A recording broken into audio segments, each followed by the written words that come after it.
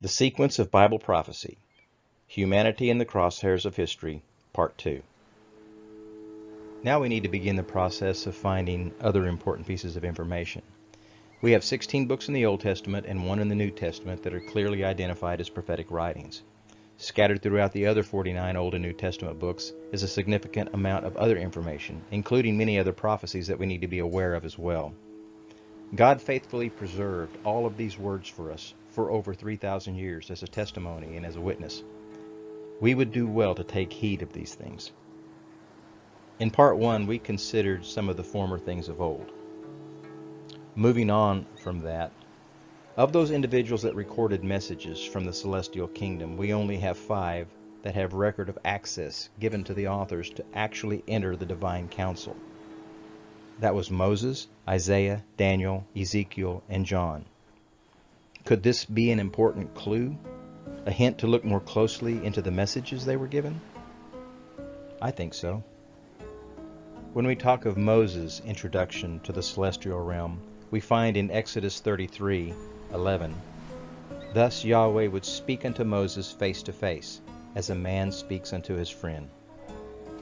In the writings of Moses, we find promises, prophecies, declarations, and warnings, along with many specific details that can be pinned down historically regarding Elohim's chastisement and judgments upon Israel for their unfaithfulness and rejection of his word, as well as Yahweh's grace and mercy extended to them and their restoration to him. Some have yet to be fulfilled. When we consider Isaiah's introduction to the celestial realm, we find in Isaiah chapter 6, verse 1, "In the year that King Uzziah died, I saw also Adonai sitting upon a throne, high and lifted up, and his train filled the temple."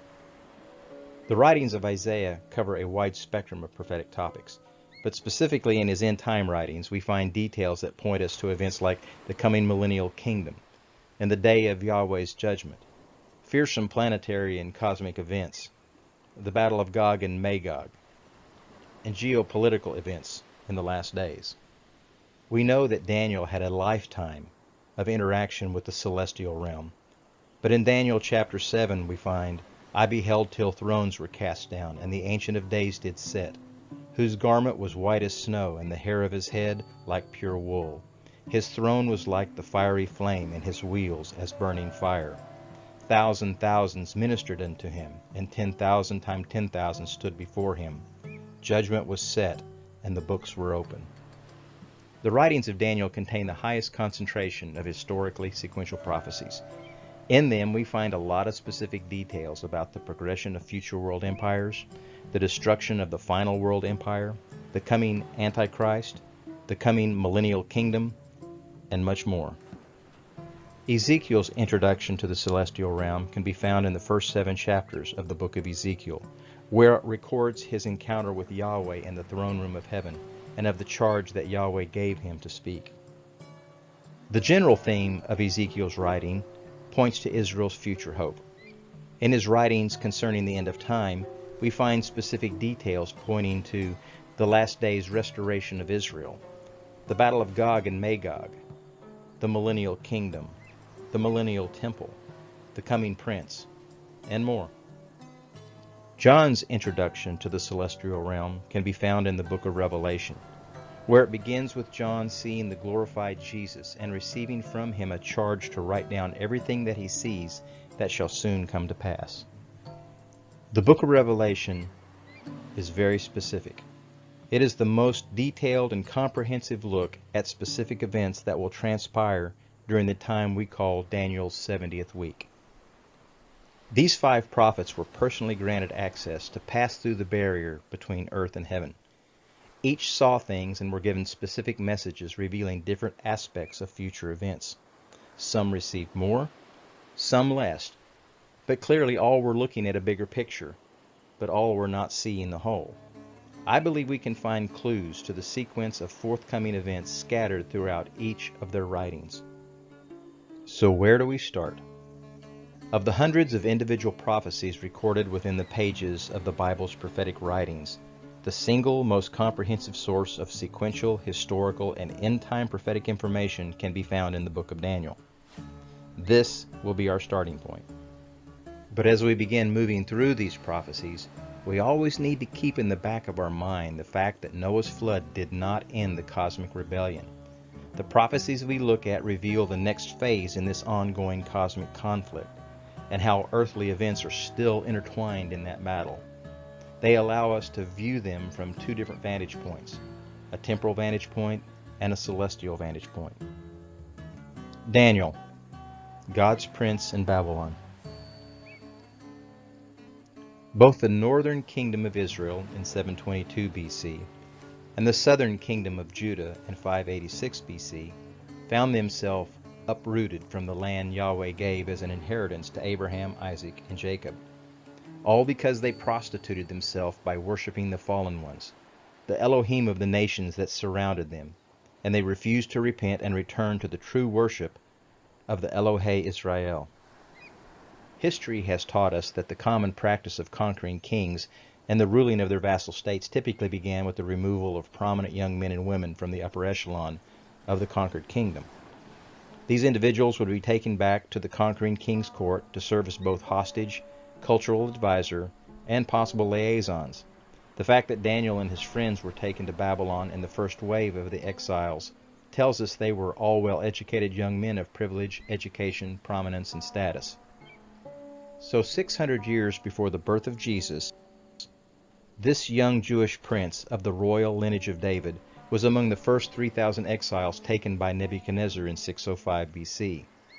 And against his will, he was made a eunuch in accordance with Isaiah 39:7, and over the next few years he became an important part of the Babylonian and the Medo-Persian courts. Eloheinu was using the exile and captivity to shape Daniel into a chosen instrument, an instrument uniquely forged to be strong enough to be inserted into the very heart of one of the ancient world's most prominent demonic strongholds, to do battle with powerful spiritual forces, and to wield influence over pagan kings. He was to be Yahweh's chosen instrument to reveal the timeline of Elohim's sovereign plan in the ongoing spiritual battle that would manifest itself through the progression of future world empires. And he did it tens, hundreds, and even thousands of years before the actual events would take place. The most important key to understanding Daniel's life, work, and ministry, and the key to our understanding of prophetic truth, can be summed up in Daniel 1 verse 8. But Daniel purposed in his heart that he would not defile himself.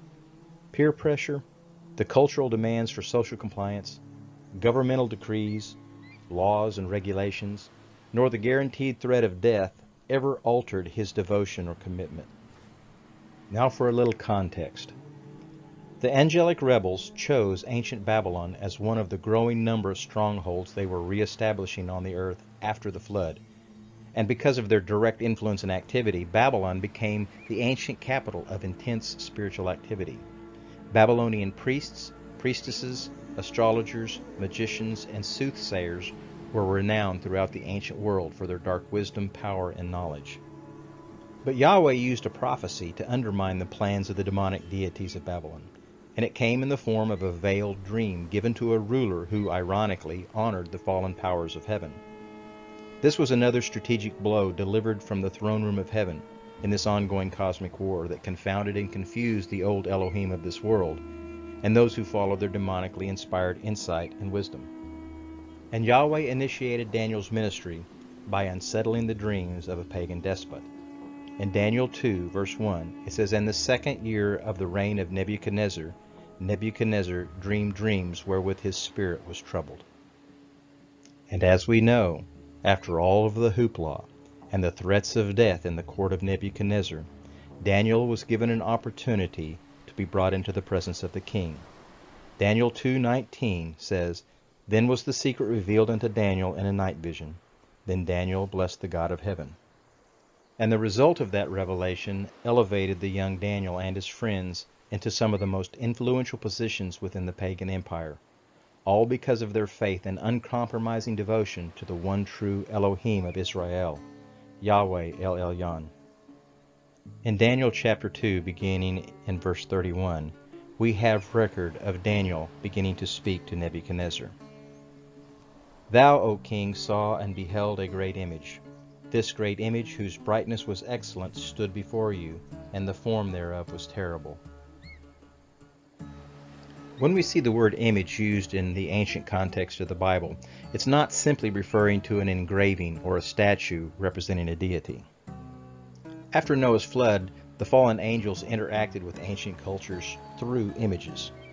To such a degree, the images, the idols, statues, and engravings of these deities were considered to be vehicles, a physical portal, if you will, through which the deity would be able to manifest himself and interact in the human realm physically. We have archaeological findings that go all the way back to the earliest days of the Sumerian culture that confirm that images were considered to be significantly more than just physical representations of the deities they worshipped. Many of these findings point back to even earlier days, before the Great Flood, when the Elohim came down and lived among us. So it was with good reason that Nebuchadnezzar would have been unsettled in his spirit. When he heard the words, "You beheld a great image whose brightness was excellent," the first thing he would have thought of was, "Ooh, I beheld the great Elohim of Babylon," in reality a fallen angel showing himself in his manifestation of Marduk. Daniel continued on. "This image's head was of fine gold, his breast and arms of silver, his belly and thighs of brass, his legs of iron, his feet part of iron and part of clay. You beheld the image until a stone was cut out without hands, which smote the image upon his feet that were of iron and clay, and broke them to pieces. Then was the iron, the clay, the brass, the silver, and the gold broken to pieces together, and became like the chaff of the summer threshing floors, and the wind carried them away, that no piece was found. And the stone that smote the image became a great mountain, and filled the whole earth.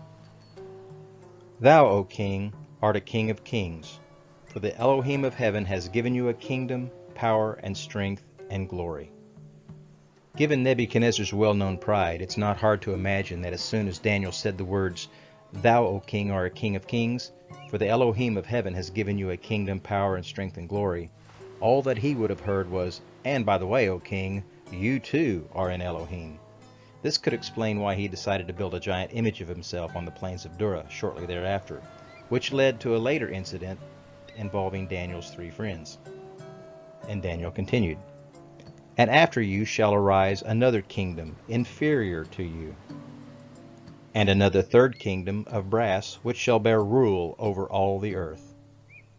And the fourth kingdom shall be strong as iron, forasmuch as iron breaks in pieces and subdues all things.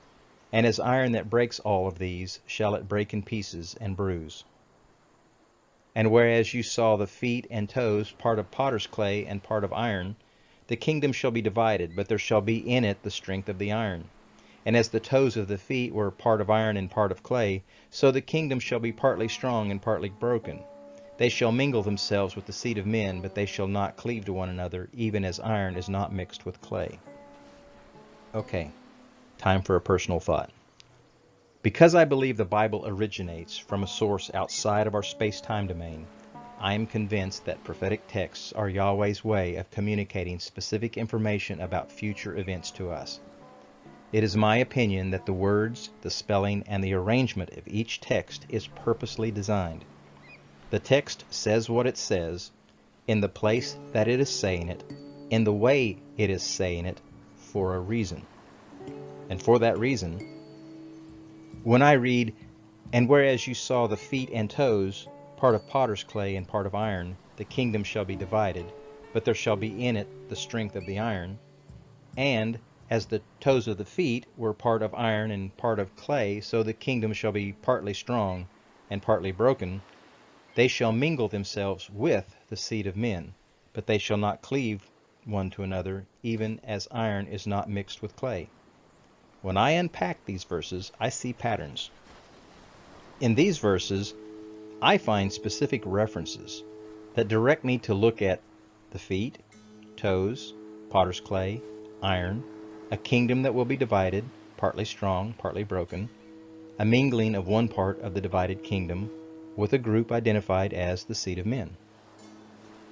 I see a specific ordering of these references: the feet and toes, potter's clay and iron, a kingdom that will be divided, partly strong, partly broken, a mingling of one part of the divided kingdom with a group identified as the seed of men. I also see a deliberate association being made using the specific orders and arrangements. Feet and toes with potter's clay and iron. Feet equaling potter's clay, toes equaling iron. Toes of the feet with iron and clay. Toes equal iron, feet equal clay.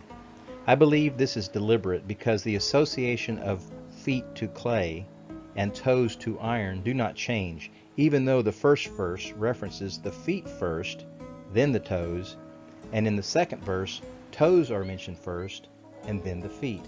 In both cases, their association remains the same. In my mind, yeah, I know.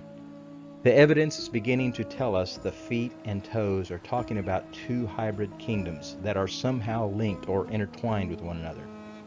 The phrase being used, a kingdom that will be divided, further underscores this fact when we discovered that the word divided in this phrase is the Hebrew word plg, which means to break apart, to separate, to split apart. It is the same word found in Genesis 10:25, where it tells us, "And unto Eber were born two sons. The name of one was Peleg, PLG, for in his days was the earth divided, PLG," a specific reference to the separating of the people at the Tower of Babel in the days of Peleg. So I have to ask myself, is this directing our attention or making connections with things associated with the ancient days of Nimrod, the days of Peleg and the Tower of Babel? Apparently, these two interrelated kingdoms are made up of some common elements. The kingdom of feet and toes, partly of potter's clay and part of iron, will have in it the strength of the iron, whereas the kingdom of the toes of the feet, part of iron and part of clay, is only going to be partly strong and partly broken. I think the important point is the fact that there are two separate kingdoms that have been interacting together since the transition from the iron legs and will continue to do so until the end. It goes on to say that they shall mingle themselves with the seed of men, but they shall not cleave to one another, even as iron is not mixed with clay. This could get a little wonky, because this is where the verse is kind of indicating to us that the vision may not only be talking about earthly kingdoms, but of also their spiritual principalities as well. The "they" in this verse seems to be indicating that the toes of the feet are mingling with the seed of men, clearly a reference to mankind. So who or what are they? To twist things up a little tighter, the word mingling in this verse means to commingle, to join, to bring together two unrelated things. And the word used here is Arab. And Daniel continues on. "And in the days of these kings, the 10 toes, shall El Shamma'im set up a kingdom, which shall never be destroyed. And the kingdom shall not be left to another people, but it shall break in pieces and consume all these kingdoms, and it shall stand forever. El has made known to the king what shall come to pass hereafter. The dream is certain, and the interpretation thereof is sure." Nebuchadnezzar's dream seems to be clearly showing the future progression of the kingdoms of man from an earthly vantage point. Daniel's story sounds kind of familiar. Just as Yahweh unsettled Pharaoh with a dream to elevate Joseph in pagan Egypt, to save the seed of Abraham and to strike a blow to the plans of the ruling Elohim and the fallen men they were using, Yahweh unsettled Nebuchadnezzar with a dream to elevate Daniel in pagan Babylon, to lay the prophetic groundwork for understanding future prophecies, warning us of the fallen one's activity, and to warn us of the coming day of Yahweh and the defeat and destruction of the great cosmic rebellion. So what does the image of Nebuchadnezzar's dream represent? Most Bible scholars agree that Nebuchadnezzar's vision represents a period of time known as the times of the Gentiles. It defines a very specific time in history that is characterized as having a recognizable beginning and a clearly identifiable end. The time of the Gentiles began with the outpouring of Yahweh's judgment on the kingdom of Judah and their subsequent captivity to the kingdom of Babylon.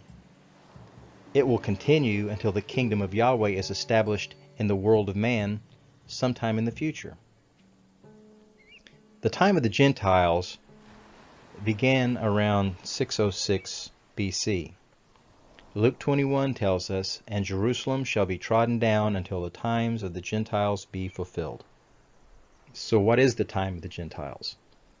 The fulfillment of this prophecy can be followed and verified by many reliable historical accounts. We can reliably identify each kingdom represented by this image, with the exception of the very last kingdom. It still has yet to emerge. The vision recorded in the 7th chapter of Daniel provides us with two important things. The first is the necessary second witness required to validate Nebuchadnezzar's dream. And second, it's an insight into the fallen one's influence and activity working behind the scenes of earthly kingdoms. Yahweh allowed Daniel to be placed into the belly of the Babylonian beast for a reason. Yahweh was purposely shaping and tempering Daniel's faith by subjecting him to the demonic fires of Babylon's darkest, most intensive, spiritually seductive training regimen possible, exposing him to the full heat and pressure of Babylon's mysterious, magical, supernatural, religious, historic, cultural, and scientific teachings that the celestial rebels could muster. And that's because Yahweh was getting ready to drive a stake deep into the heart of the ruling Elohim's Babylonian stronghold by using Daniel and Babylon's own religious metaphors and motifs against them. Yahweh pulled back the supernatural veil the fallen ones hide behind for all to see by shining the light of his true perspective, meaning, and context onto their dark teachings and influence. When you think about it, visions are typically layered. Daniel chapter 7 is filled with vivid descriptions of the progression of kingdoms represented as beasts that rise up out of a stormy sea. But we need to take note that there is more being represented in this vision than just the beasts. Daniel 7:2 tells us, "I saw in my vision by night, and behold, the four winds of heaven strove upon the great sea." Daniel's vision literally begins with the introduction of two important characters we typically overlook because they come across to our way of thinking as common, inconsequential, and a bit innocuous. But nothing could be further from the truth. The two initial characters are ancient primordial Elohim figures that lay the prophetic groundwork and spiritual context we need to fully grasp if we are going to understand what is truly being said about the relationship between the realm of man and the realm of angels. The phrase, "the four winds of heaven striving upon the sea," is directing our attention to look at an important connection to the spiritual world found in all ancient primordial cosmologies. Because of Daniel's training, he understood this, and we must realize how important it is for us to understand it as well. What we have being presented to us is much more than just a storm at sea. In the ancient world, everything had a connection to the spiritual world. It still does today, we just don't recognize it. The north wind represented Adad, or Baal Hadad. He was the storm Elohim. The east wind represented Enlil. He was the Elohim of the earth, air, and fate. The south wind represents Ea, father of Marduk, and the Elohim of water, wisdom, magic, and creation. The west wind represents Anu, who was the horned supreme father and was Elohim of sky, time, and authority. The word striving that is used here speaks to an intentional effort on the part of these ancient Elohim to bring forth or to birth an object or an entity of their own making in their own image to serve their own purposes. In Babylonian cosmology, the primordial sea represented a combination of deities. The freshwater Elohim was called Abzu or Apsu, and the saltwater Elohim was called Tiamat. Together they represented the primeval waters that existed in the void space located below the underworld. This is the primordial abode where the Elohim were created and lived. So the first picture we see in the opening lines of Daniel's vision is Yahweh bringing to our attention evidence of intentional actions being initiated by the fallen celestial rulers of the known world. As a rule, Our celestial enemies may like to represent themselves to mankind as benevolent cosmic deities, working together to bring about or birth a utopian government on our behalf. But in reality, they are releasing a creature birthed in the cosmic realm that represents an earthly ruling entity of some sort that was orchestrated by the fallen ones to accomplish their desired goal to invade, influence, and control the temporal realm of man. So let's begin again. I saw in my vision by night, and behold, the four winds of heaven strove upon the great sea, and four great beasts came up from the sea, diverse from one another. The first was like a lion, and had eagle's wings. I beheld till the wings thereof were plucked, and it was lifted up from the earth, and made to stand upon the feet as a man, and a man's heart was given to it. I find it interesting that a similar motif was given to us by the prophet Jeremiah. Jeremiah 4:7 says, "For I will bring evil from the north, and a great destruction. The lion is come up from his thicket, and the Gentile destroyer is on his way. He is gone forth from his place to make thy land desolate, and to lay waste thy cities." In Jeremiah 4:13 it says, "Behold, he shall come up as clouds, and his chariot shall be as a whirlwind. His horses are swifter than eagles. Woe to us, for we are spoiled."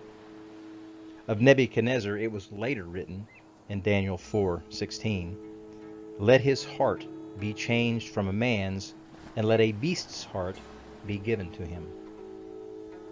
As you can already tell by now, I like to present thoughts and ideas visually, in a way that is logical and that makes sense, at least to me. My stated goal from the very beginning of this presentation was to identify as many of the prophetic puzzle pieces as possible, and then to lay those pieces out on some kind of timeline in a sequential order that they fall in. The challenge that I face is how to represent the flow of prophetic events in a sequential manner, while simultaneously being able to show comparisons and correlations between visions and events that may be expressed in other biblical texts that may be using different word pictures and motifs. The graphic I intend to be using is intended to be intuitive and self-explanatory. It will also be both sequential and comparative. My intention is to keep the graphic simple, but also to be able to be updated and expanded as needed, and hopefully, Lord willing, requiring little if any comment from me. The comparative sequential timeline graphic that I will be using throughout the remainder of this presentation will have as its base a visual representation of Nebuchadnezzar's vision of the sequential progression of kingdoms found in Daniel chapter 2, represented on the left side of the graphic, and a visual representation of Daniel's vision of the sequential progression of the same world kingdoms as recorded in chapter 7, represented on the right side of the graphic. The sequential time aspect of this graphic will move from top to bottom, and the comparison and correlation aspect of the graphic will move from left to right. I hope and pray this makes sense. Unless there are important details that need to be addressed and commented on, as the graphic is periodically updated, I will simply be referring to the updated graphics as sequential graphic number, whatever it may be. Continuing on with Daniel. "And I beheld another beast, a second, like unto a bear, and it raised up itself on one side, and it had 3 ribs in the mouth of it between the teeth of it. And they said thus unto it, Arise, devour much flesh." As the Medo-Persian Empire grew in both strength, size, and prominence, it conquered and assimilated, devoured, if you will, the kingdoms of Lydia, Babylon, and Egypt, essentially becoming not only the first great empire in the world, but also one of the largest world empires. Sequential graphic update number 2, Medo-Persian Empire. "After this I beheld, and lo, another, like a leopard, which had on the back of it 4 wings of a fowl. The beast had also 4 heads, and dominion was given to it." At 19 years old, Alexander inherited a literal mountain of gold and a united Greece, and the most highly trained army in the ancient world from his father Philip of Macedon. Alexander the Great then launched a bold and brilliant military campaign designed to conquer the entire known world. It was 13 years of war and glory. We find in Daniel chapter 8 a picture of the brutal downfall of the Medo-Persian Empire and the rise of the Grecian Empire. It says, "I looked up, and there before me was a ram with 2 horns, standing beside the canal, and the horns were long. One of the horns was longer than the other, but grew up later. I watched the ram as he charged toward the west and the north and the south.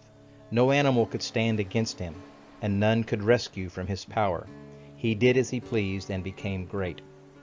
As I was thinking about this, suddenly a goat with a prominent horn between his eyes came from the west, crossing the whole earth without touching the ground. He came toward the 2-horned ram I had seen standing beside the canal and charged at him in great rage. I saw him attack the ram furiously, striking the ram and shattering his 2 horns. The ram was powerless to stand against him. The goat knocked him to the ground and trampled on him, and none could rescue the ram from his power. The goat became very great, but at the height of his power his large horn was broken off, and in its place 4 prominent horns grew up toward the 4 winds of heaven. After 13 years of constant warfare, Alexander died at the young age of 32 in the city of Babylon. Having no heir to leave his empire to, he left it to his 4 faithful generals, with the only stipulation being, "to the strongest." And this began the Diadochi Wars. Sequential graphic update number 3, Grecian Empire. After this I saw in the night visions, and behold, a 4th beast, dreadful and terrible and strong exceedingly, and it had great iron teeth. It devoured and brake in pieces and stamped the residue with the feet of it, and it was diverse from all the beasts that were before it, and it had 10 horns. Thus begins the rise of the Roman Empire. The rapid growth and expansion of the Roman Empire was based on 3 critical components. First, Rome's highly disciplined military structure and order. It was the perfect conquering and controlling machine. Second, Rome's highly resilient and adaptable political institutions. This allowed it to assimilate, incorporate, and manage diverse populations. Third, Rome's advanced and extensive infrastructure and road building programs helped assimilate, propagate, and navigate conquered territories. Rome's military expansion drove the empire's economic development by bringing enslaved people and captured loot back to Rome, providing the empire with the vast resources it needed to consume in order to maintain itself. Sequential graphic update number 4, Roman Empire.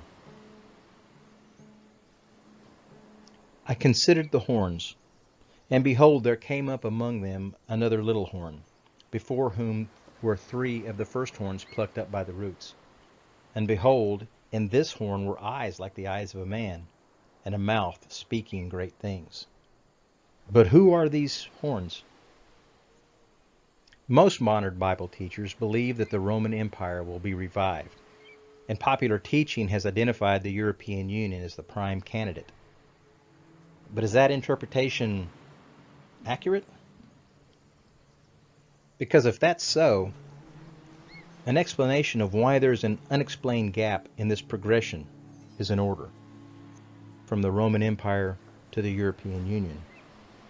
It is not an issue concerning a difference in size or extent of the empire that is to follow Rome, so much as it is with the fact that the progression of world empires in both Nebuchadnezzar's and Daniel's vision up to the time of the Roman Empire's emergence transitions from one empire to the next in an unbroken order of succession. We simply have no precedent to believe that the progression to the next empire would include a break in this succession. Is there an alternate view? Some have suggested a close study of the history of Islam. In the traditional view, we have a large gap of time between one kingdom and the fulfillment of a final 2 kingdoms taking place at an unspecified future date, moving from the Babylonian Empire to the Medo-Persian Empire to the Grecian Empire to the Roman Empire then a large gap of time, then we have a revived Roman Empire, followed by an emerging 10-king alliance. The alternative view flows sequentially in an unbroken line of kingdom successions in the historical flow of each empire, moving from the Babylonian Empire to the Medo-Persian Empire to the Grecian Empire to the Roman Empire to the Islamic Empire to the emerging 10-king alliance. If this alternative view is true, then we can see that the progression of world empires has indeed been maintained and has faithfully followed the unbroken order of succession since the Babylonian Empire, just as Nebuchadnezzar's and Daniel's visions portrayed them. Sequential graphic update number 5. Islamic Empire. I beheld till the thrones were cast down, and the Ancient of Days did sit, whose garment was white as snow, and the hair of his head like the pure wool. His throne was like the fiery flame, and his wheels as burning fire. Sequential graphic update number 6. Christ's millennial kingdom. So we still have to ask, how long is the time of the Gentiles? There are 3 general events that point to the time of the Gentiles coming to an end. The first is Israel being restored to their promised land. The second would be the temple being rebuilt in Jerusalem and sacrifices resuming. The third would be Eloheinu completing his purposes among the Gentiles, as recorded in Romans 11:25-27. So let's take a look at the Jewish return to the promised land. Many people view the rebirth of the nation of Israel as taking place on May 15, 1948. This has been interpreted by many as fulfilling the budding of the fig tree spoken by Jesus in Matthew 24:32 and Luke 21:30.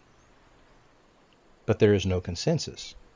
Some point to the birth of the Zionist movement initiated by Theodor Herzl in 1897 as the fulfillment of Ezekiel 34:11-13, and this being the actual beginning of the budding of the fig tree. And there are others who point to the 1917 Balfour Declaration that called for a national homeland for the Jewish people as the beginning of the budding of the fig tree. And there are others who point to the moment when the world was shocked and many theologians were forced to rethink long-held beliefs, when the Temple Mount was retaken by Jewish military forces on June 7, 1967, during the Six-Day War. They see this as the beginning of the budding of the fig tree. So, who's right? Which event was it? The truth is, we just don't know. But regardless of which one, arguments and discussions continue about what Jesus meant when he said, "This generation shall not pass away until all things be fulfilled," seemingly indicating that the generation that witnesses this budding of the fig tree event will live to see the return of Jesus within their lifetime. Which now begs the question, how long is a biblical generation? So how about the rebuilding of the temple? Although the Temple Mount was liberated in 1967, the rebuilding of the temple has yet to take place.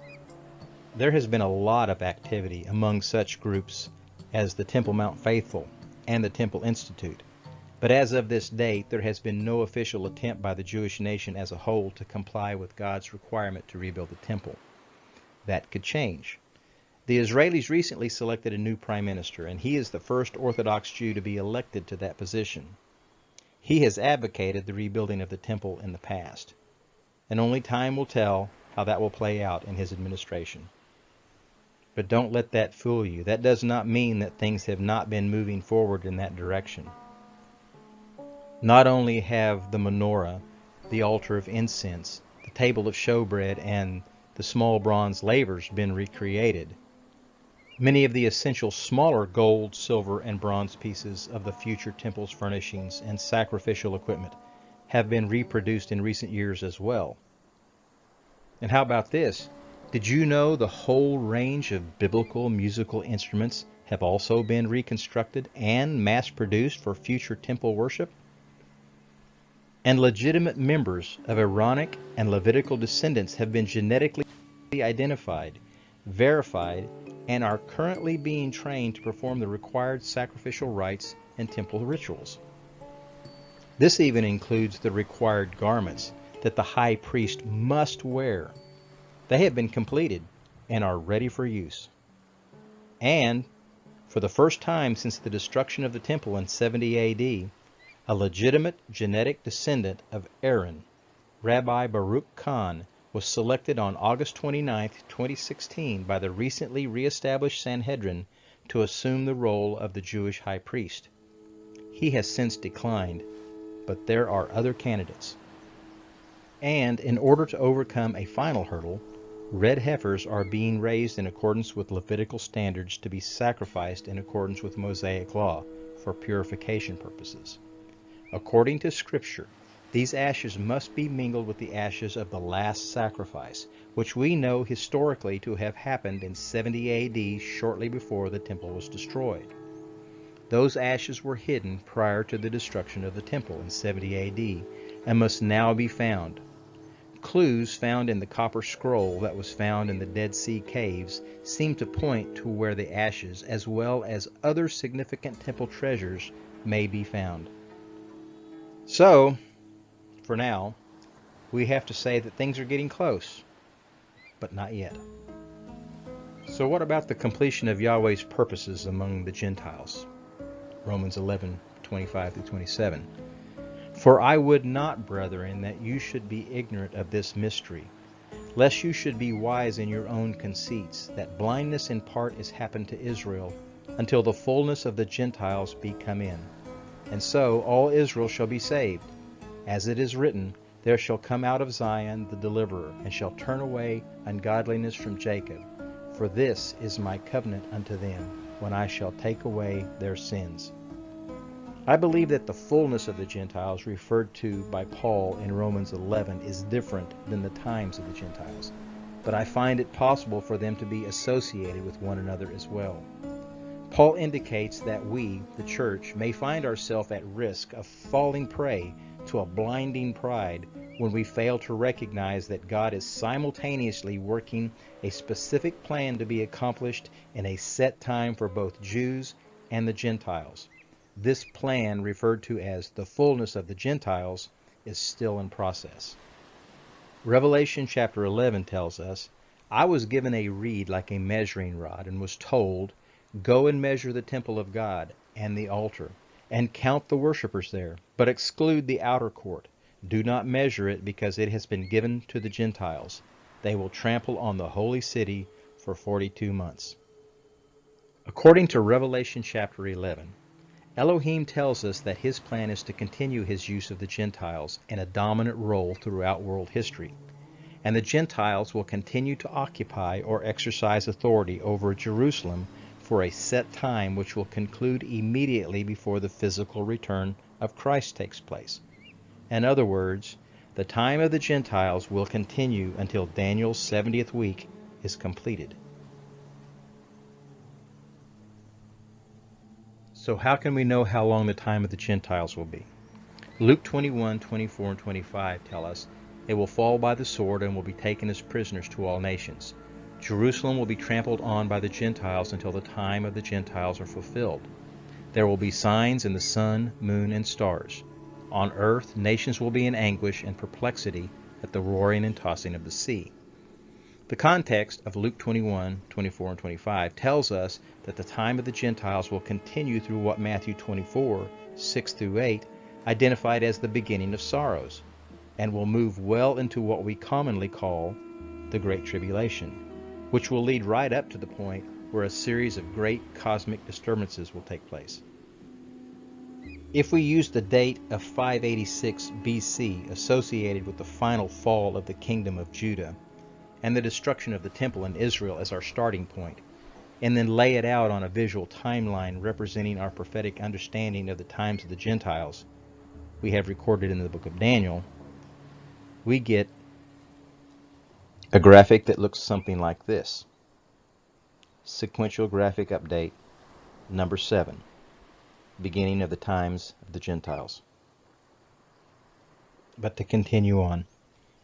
In the first year of Darius, I, Daniel, understood by books, Jeremiah 25:11, the number of years whereof the word of the Lord came to Jeremiah the prophet, that he would accomplish 70 years in the desolations of Jerusalem.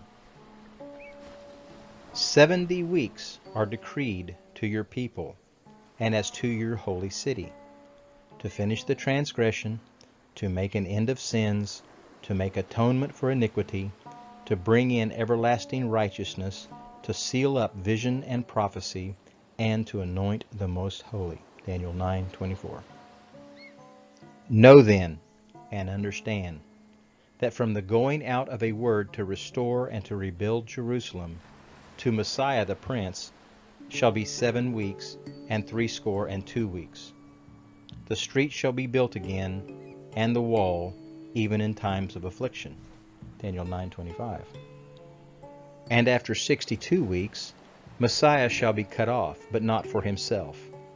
And the people of a coming prince shall destroy the city and the sanctuary, and the end shall be with a flood. And until the end of the war, desolations are determined.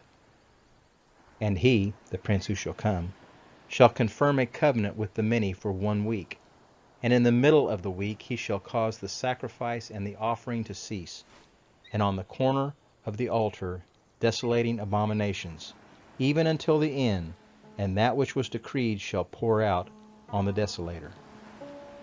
The prophecy of Daniel's 77s found in Daniel 9:24 identifies specific historical events that must take place within a very precise time frame that tie together the history of Yahweh dealing with the nation of Israel, the culmination of the times of the Gentiles, and the beginning of the promised Messianic kingdom.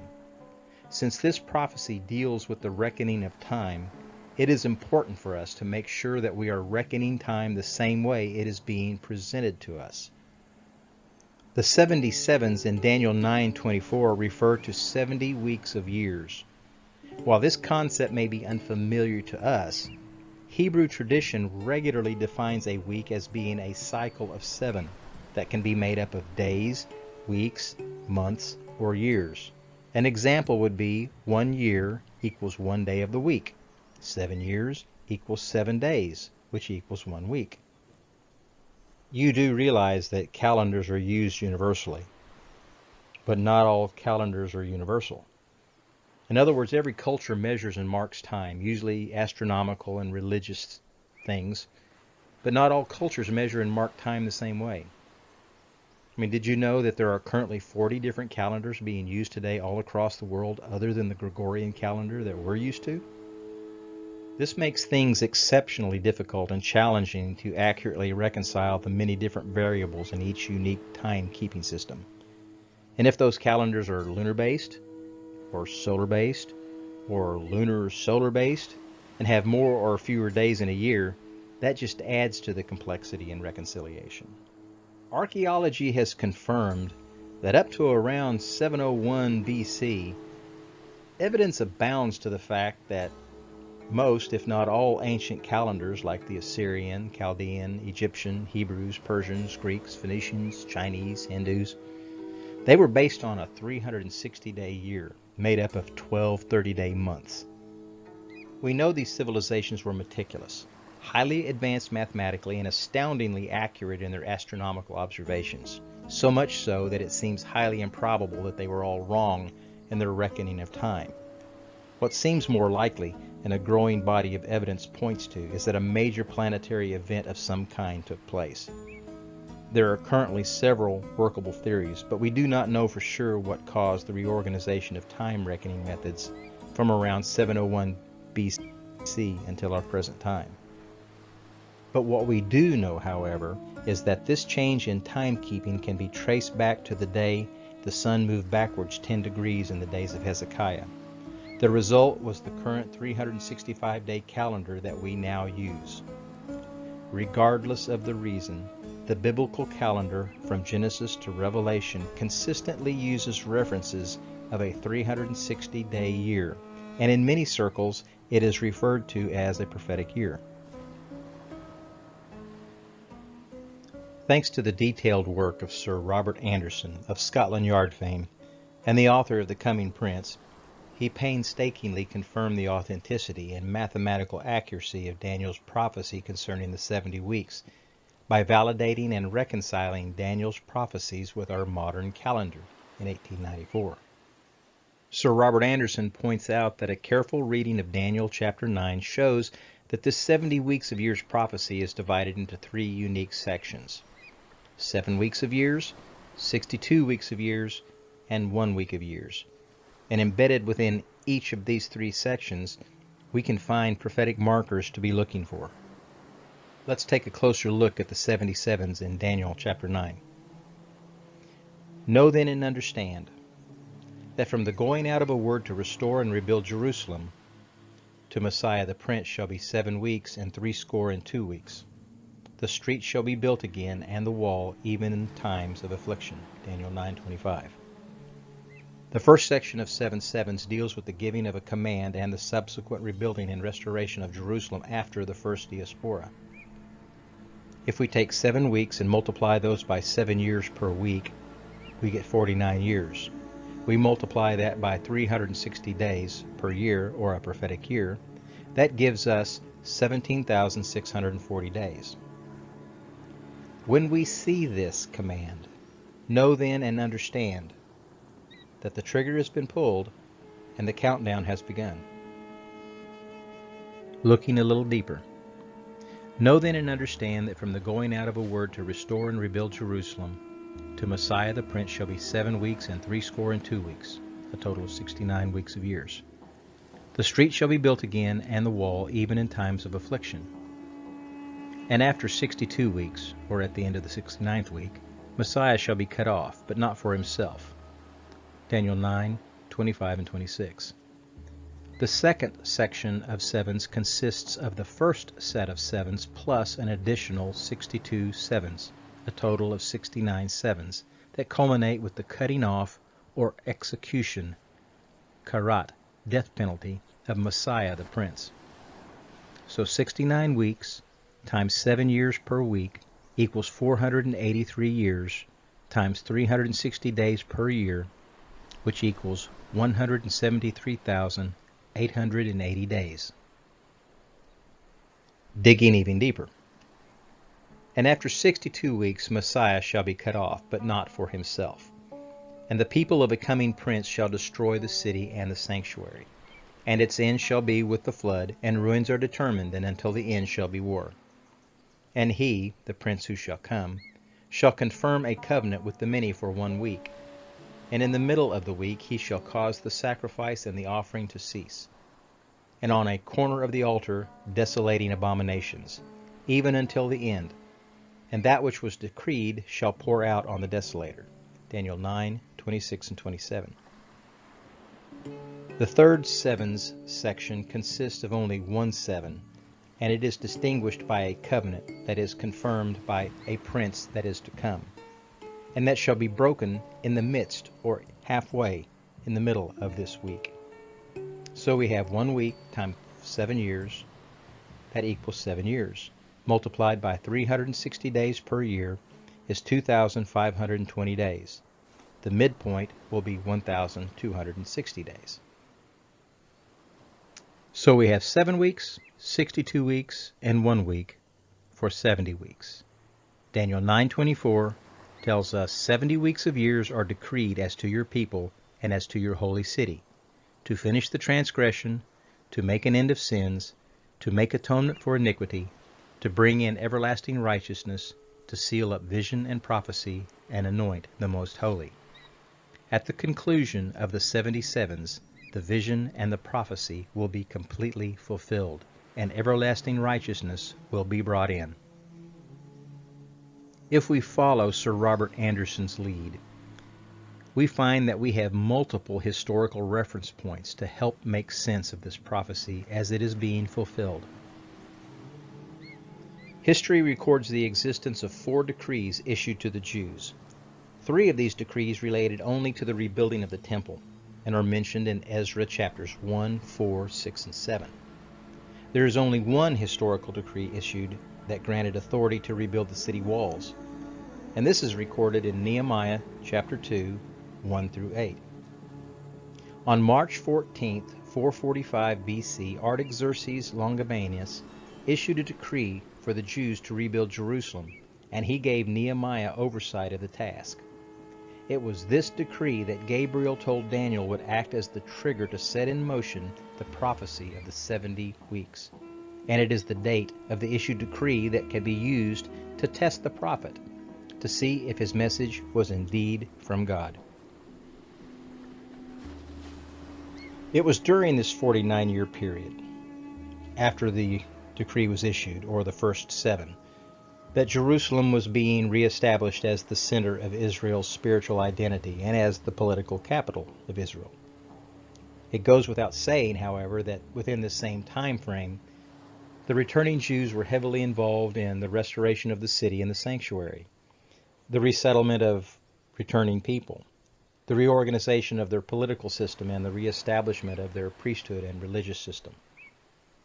The books of Ezra and Nehemiah record the initial obstacles, challenges, and troubling times faced by the re-emerging nation as they had to overcome not only external threats coming from the hostile opposition of neighboring people, but also the internal threats of unbelief and spiritual compromise that was being tolerated and in some cases encouraged by the religious leaders of the day.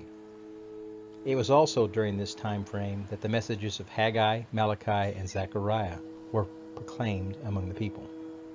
At no time during the ministry of Jesus did he allow his growing number of expectant followers to declare him as king. That is until the 10th of Nisan, or April 6th, 32 AD, in what can be seen as a deliberate arrangement by Jesus to fulfill an ancient prophecy. Jesus gave his disciples instructions that brought about the fulfillment of Zechariah 9:9. Rejoice greatly, O daughter of Zion. Shout, daughter of Jerusalem. See, your king comes to you, righteous and having salvation, gentle and riding on a donkey, on a colt, the foal of a donkey.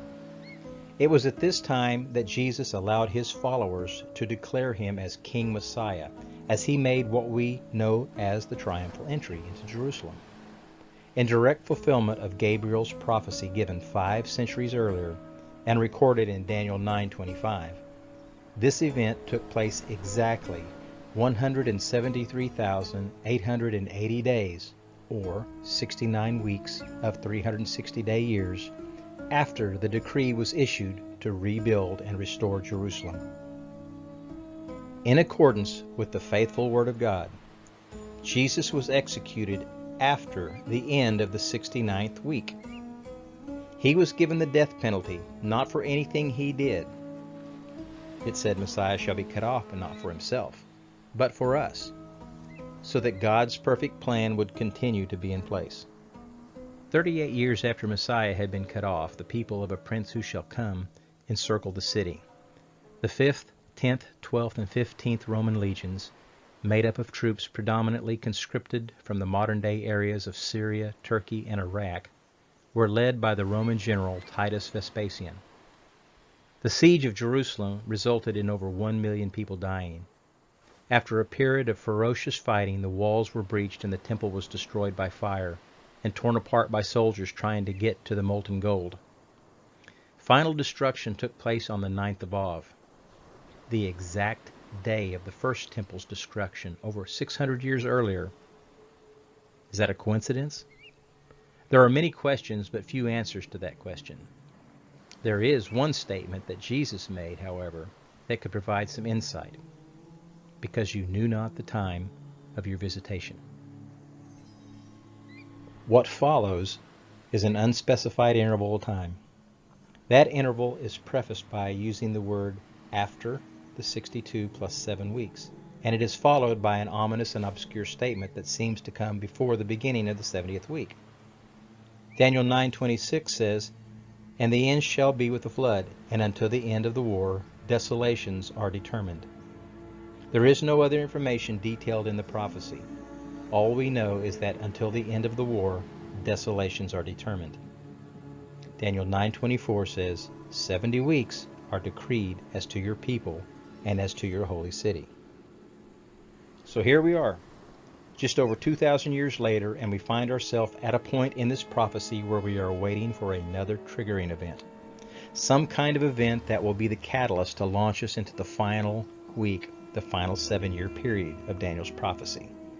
I believe that there are other prophecies recorded in the works of Isaiah, Ezekiel, Zechariah, and other biblical prophets that point to this triggering event and even provide us with a surprising amount of detail surrounding it. We will be looking at those details later. The book of Daniel provides a few detailed prophecies about events that will take place within the 70th week.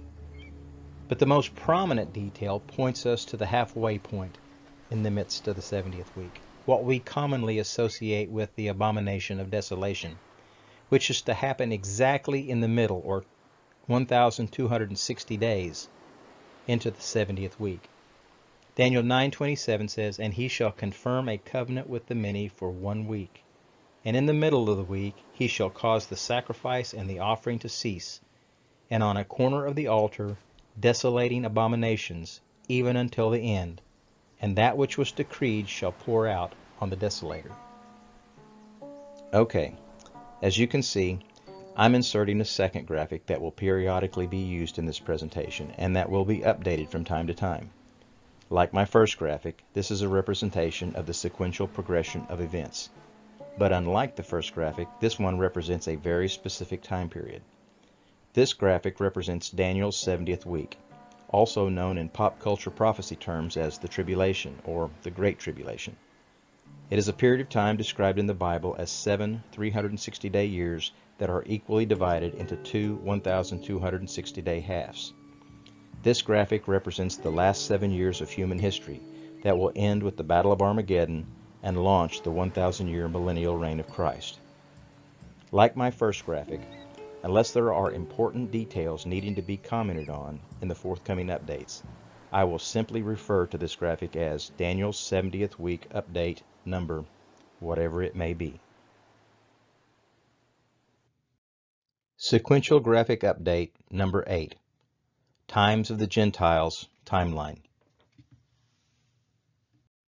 I don't know about you, but I need another break. End of part 2.